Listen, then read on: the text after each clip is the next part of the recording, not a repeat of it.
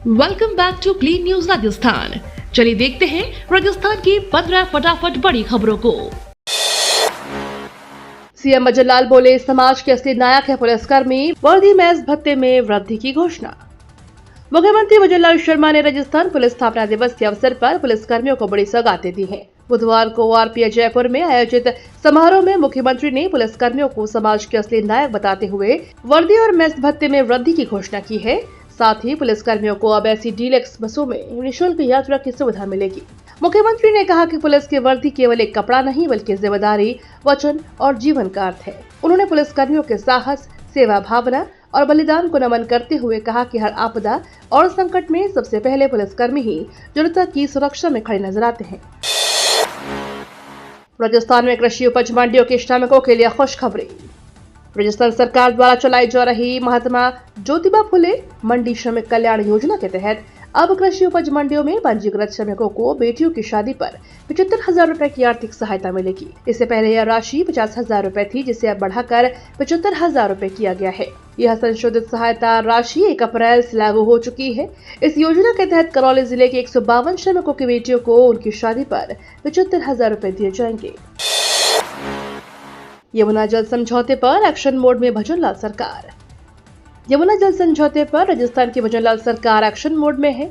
मुख्यमंत्री भजन लाल शर्मा खुद जल समझौते से जुड़ी तैयारियों का जायजा लेंगे। बुधवार को सीएम भजन लाल अपने आवास पर जल संसाधन विभाग की समीक्षा बैठक के दौरान सीएम ने परियोजना की नियमित मॉनिटरिंग पर बल देते हुए हर 15 दिन में सीएमओ में रिपोर्ट देने को कहा है। वहीं संशोधित पीकेसी एआरसीपी परियोजना को मुख्यमंत्री ने 2 साल में पूरा करने का संदेश देते हुए कहा कि राज्य सरकार सभी संसाधनों की उपलब्धता सुनिश्चित करेगी।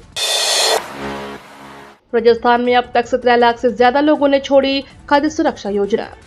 राजस्थान में खाद्य सुरक्षा योजना को लेकर गिव अप अभियान चलाया जा रहा है, जिसमें अब तक 17 लाख से ज्यादा लोगों ने खाद्य सुरक्षा योजना छोड़ दी है। खाद्य एवं नागरिक आपूर्ति मंत्री सुमित गोदारा की अध्यक्षता में सचिवालय में विभागीय योजनाओं की प्रगति की समीक्षा बैठक आयोजित की गई।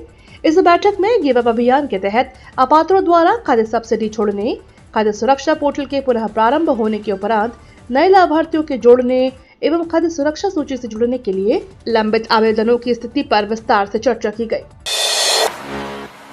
ऑनलाइन सुधार का अंतिम मौका 17 से 23 अप्रैल तक ही खुलेगा पोर्टल।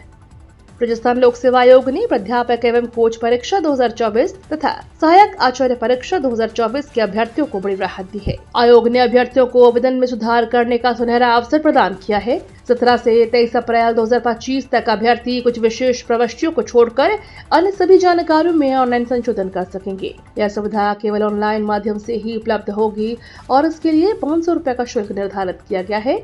आयोग ने यह भी स्पष्ट किया कि केवल पात्रता की शर्तों के अनुरूप संशोधन ही मान्य माने जाएंगे। भजन लाल सरकार ने कांग्रेस को फिर दिया झटका।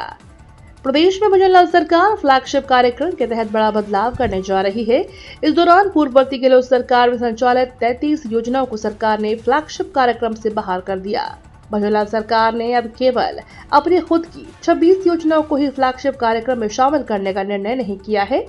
गहलोत सरकार में बनाई गई इन योजनाओं को अब प्राथमिकता की सूची से बाहर माना जा रहा है। भजन लाल सरकार का केवल अपनी ही योजनाओं पर पूरा फोकस होगा। फ्लैगशिप के बाहर हुई योजनाओं का अब पहले की तरह सीएमओ से मॉनिटरिंग नहीं होगी। बिना परीक्षा सीधे बैंक ऑफ बड़ौदा में मिलेगी नौकरी। अगर आप केवल 7वीं पास से और बैंक में नौकरी करना चाहते हैं तो आपके लिए सुनहरा मौका है।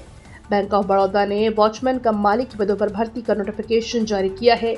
यह भर्ती सुविधा आधार पर की जा रही है, जिसकी अवधि शुरुआत में 3 साल की होगी और प्रदर्शन के आधार पर आगे बढ़ाई जा सकती है। इस भर्ती के लिए अभ्यर्थियों को ऑफलाइन मोड में आवेदन करना होगा। आवेदन की अंतिम तारीख 28 अप्रैल रखी गई है। खास बात यह है कि इस भर्ती के लिए कोई भी आवेदन शुल्क नहीं लिया जाएगा, यानी सभी इच्छुक उम्मीदवार बिना किसी फीस के आवेदन कर सकते हैं। उदयपुर में होगा खाटू श्याम महोत्सव, 3 दिन गूंजेगा बाबा श्याम का नाम। उदयपुर शहर 8 से 10 मई तक खाटू श्याम की भक्ति में सराबोर रहेगा। खाटू श्याम मित्र मंडल ट्रस्ट द्वारा सूरजपुर स्थित फतेह स्कूल मैदान में 3 दिवसीय श्री श्याम महोत्सव का आयोजन किया जा रहा है, जिसमें हर आने वाले भक्त का स्वागत वीआईपी अंदाज में किया जाएगा। आयोजकों ने बताया कि इस बार महोत्सव में कई नई व्यवस्थाएं की गई हैं, ताकि सभी भक्तों को बाबा श्याम के दर्शन, सम्मान और सुविधा के साथ मिल सके। सरिस्का में RSRTC चलाएगी इलेक्ट्रिक बसें। पहले चरण में 30 बसें दौड़ेंगी। टाइगर रिजर्व सरिस्का में इलेक्ट्रिक बसों का संचालन का लंबा इंतजार पूरा होने वाला है। राजस्थान राज्य पथ परिवहन निगम ने सरिस्का में फिलहाल 30 इलेक्ट्रिक बसों के संचालन की योजना बनाई है। निगम का यह प्रयास कामयाब रहा तो आगामी समय में सरिस्का में इलेक्ट्रिक बसों की संख्या में इजाफा भी किया जा सकता है। प्रक्रिया के दौरान सब कुछ ठीक रहा तो सरिस्का में जल्द ही इलेक्ट्रिक बसें चलती दिखाई देंगी। जयपुर अग्निशमन विभाग को मिलेंगे आधुनिक वाहन, जागरूकता पर भी जोर। नगर निगम ग्रेटर जयपुर की अग्नि निरोधक समिति की बैठक में अग्निशमन सेवाओं को और अधिक प्रभावी बनाने पर जोर दिया गया है। समिति के अध्यक्ष बालास जैन की अध्यक्षता में आयोजित इस बैठक में आधुनिक अग्निशमन वाहनों की खरीद और आमजन में आग से बचाव के प्रति जागरूकता बढ़ाने के लिए कार्यक्रमों के आयोजन पर विस्तृत चर्चा हुई। रावतभाटा में अब प्रतिदिन बनेगी 14 करोड़ की बिजली। वैज्ञानिक और अधिकारियों में दौड़ी खुशी की लहर।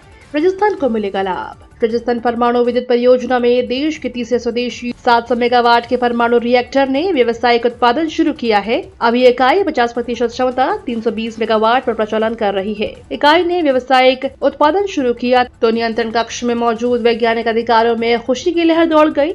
इस अवसर पर राजस्थान परमाणु बिजली घर के कार्यवाहक स्थल निदेशक डी सुब्बाराव ने कहा कि देश के तीसरे स्वदेशी 700 मेगावाट परमाणु रिएक्टर की इकाई 7 से व्यावसायिक प्रचलन शुरू होना नाभिकीय ऊर्जा निगम परमाणु ऊर्जा विभाग के लिए गर्व का क्षण है। राजस्थान में फोन न उठाने पर बिजली विभाग के अधिकारियों पर होगी कार्यवाही। मंत्री ने दी चेतावनी। गर्मी में बिजली खपत बढ़ाने के साथ ही अघोषित कटौती की समस्या बढ़ जाती है। ऐसे में उपभोक्ताओं को फोन पर जवाब न देना एक बड़ी समस्या है। लेकिन अब यदि बिजली विभाग अधिकारी किसी उपभोक्ता का फोन उठाकर जवाब नहीं देते हैं तो उन पर कार्रवाई होगी। यह निर्देश प्रदेश के राज्य मंत्री हीरालाल नागर ने विभागीय अधिकारियों को दिए। इस दौरान शिकायत मिलने पर उन्होंने सज्जनगढ़ AEN को उपयोग करने के निर्देश दिए। अगले सप्ताह भारत आएंगे अमेरिकी उपराष्ट्रपति JD वेंस। अमेरिका के उपराष्ट्रपति JD वेंस अगले सप्ताह भारत की यात्रा पर आएंगे।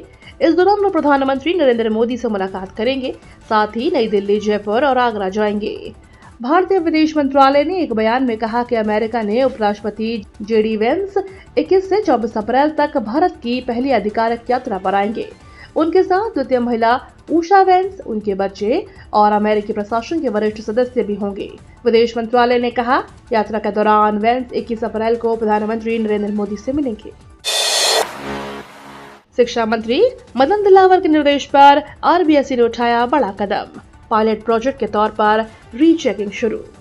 राजस्थान के शिक्षा और पंचायती राज मंत्री मदन दिलावर के निर्देश पर माध्यमिक शिक्षा बोर्ड ने एक महत्वपूर्ण कदम उठाया है। इस साल से बोर्ड की परीक्षा में गणित सब्जेक्ट में रीटोटलिंग के साथ साथ रीचेकिंग की व्यवस्था का प्रावधान शुरू कर दिया है।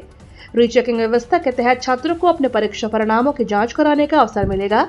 यदि किसी छात्र को लगता है कि उसके नंबर सही से नहीं जोड़े गए हैं या उसके आंसर शीट का टोटल सही से नहीं किया गया है तो वह रीचेकिंग के लिए आवेदन कर सकता है। इस प्रक्रिया में स्टूडेंट्स की आंसर शीट्स की फिर से जांच की जाएगी और यदि कोई गलती पाई गई तो उसे सुधारा जाएगा। राज्यपाल ने विश्वविद्यालयों की विशेष समीक्षा ली बैठक। बोले, राजस्थान उच्च शिक्षा में बेहतर बने।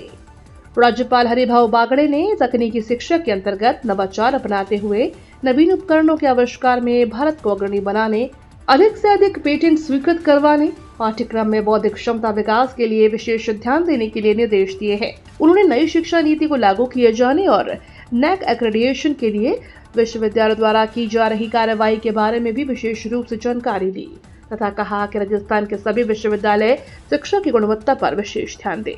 ये तो थी राजस्थान की बड़ी खबरें। रोजाना सबसे पहले अपडेट पाने के लिए क्लीन न्यूज राजस्थान को अभी सब्सक्राइब करें।